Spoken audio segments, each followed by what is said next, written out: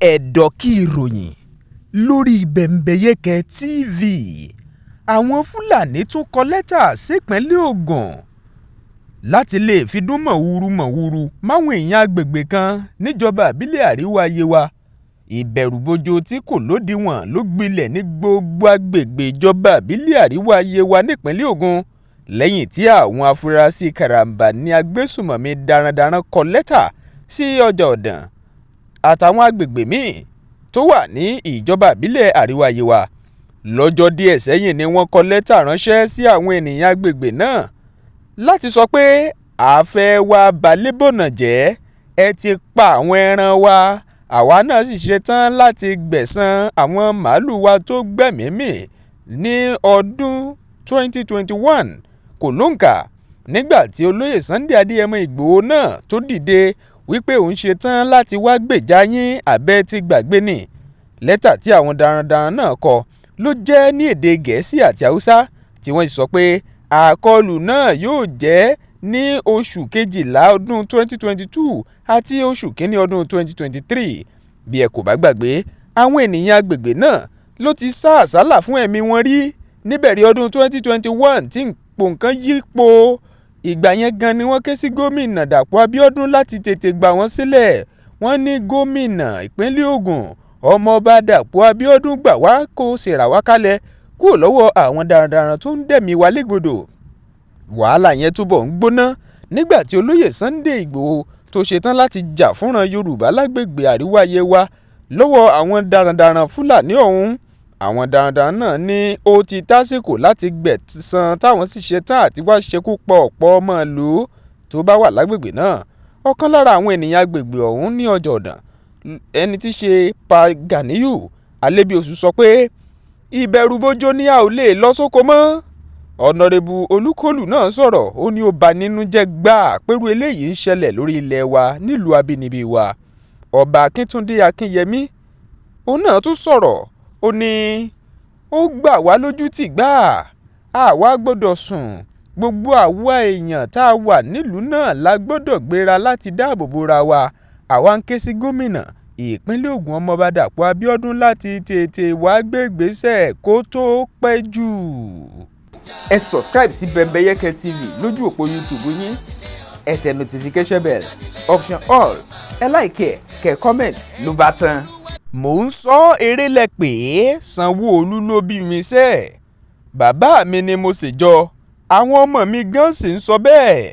Ó ń lọ̀rọ̀ tó jáde lẹ́nu Emmanuel ọmọ ọdún 27 tó pe orúkọ rẹ̀ ní Emmanuel Sanwó-Olú, tó sọ pé gómìnà ìpínlẹ̀ Èkó Babájídé Sanwó-Olú ló bí òun.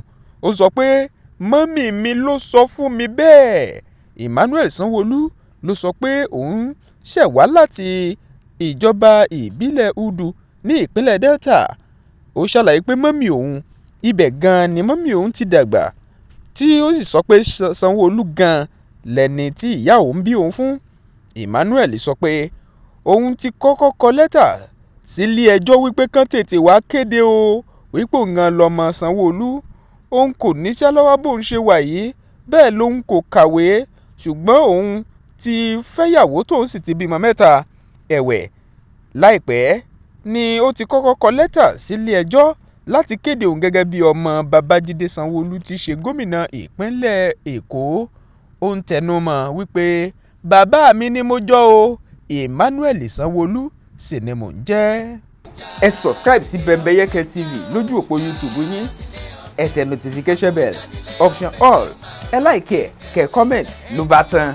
Ọ̀pọ̀ mọ̀lẹ́bí ló yọ báírò àtìwé láti fi gbé gègé láwọn nǹkan tí wọ́n ń rà lọ́jà lásìkò ọdún ti Kérésì àtọdún tuntun. Bembeyeke TV ó ṣe àkójọpọ̀ ròyìn lórí iye tí wọ́n ń ta oúnjẹ, adìyẹ, ẹran àtonírú àwọn nǹkan mìíràn.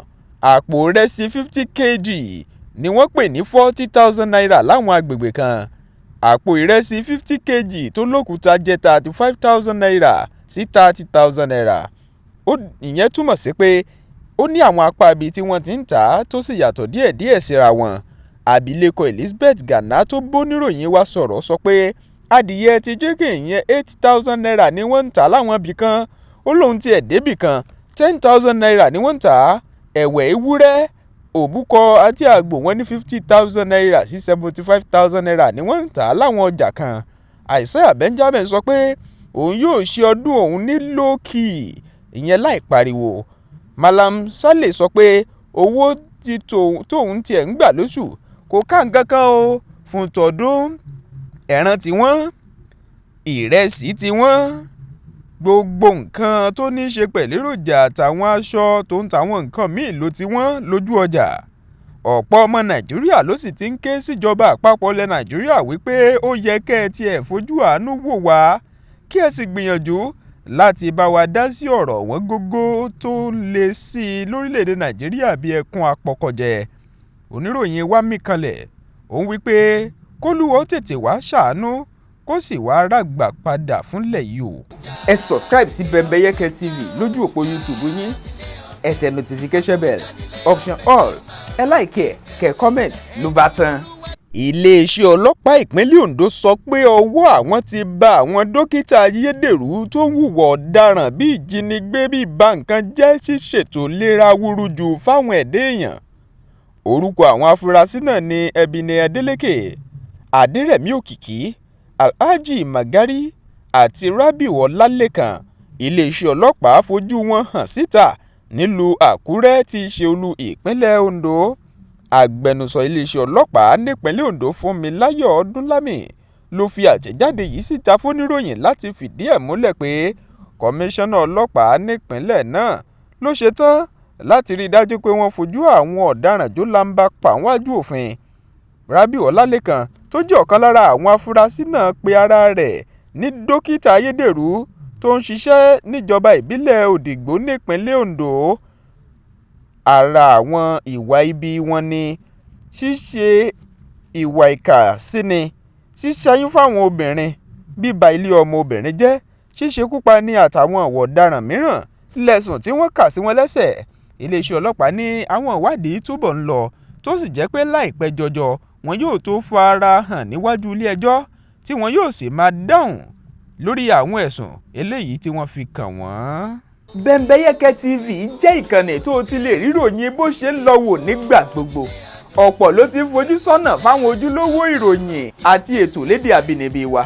Kí ẹ lè máa rí wò, ẹ subscribe sí Bembeyeke TV lójú òpó YouTube yín, ẹ tẹ notification bell option all, ẹ like ẹ kẹ́ comment ló bá tán. Gbogbo ìgbà tí ìròyìn bá ti balẹ̀ wàjà ní ìsọfúnni yóò máa dé sọ́dọ̀ yín. Bembeyeke TV, ojúlówó ìsọfúnni, ẹ máa wò ó lóní Bembeyeke. Fàánú yanjú Ọlọ́run mi, fàánú yanjú ẹ̀ o.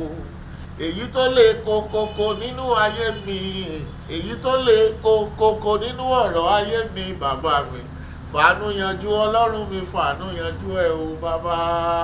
Ẹ pẹ̀lẹ́ mẹ́yẹn o, ẹ̀yin olólùfẹ́ mi, àyàn owó ẹ̀yẹ lórúkọ mi bẹ́ẹ̀ ti mọ̀. Ẹ jọ̀ọ́ mo fẹ́ rọ̀ yín, mo fẹ́ bẹ̀ yín, ẹ máa wo Bembeyeke TV lórí YouTube, ẹ ní regret ẹ̀. Ẹ subscribe sí, ẹ máa comment sí, ẹ máa refer ẹ̀ fáwọn èèyàn. Bẹ́ẹ̀ ṣe ń wò ó, ayé náà ò ní wà lójú kan náà, àyàn owó ẹ̀yẹ ni mo jẹ́. God bless you.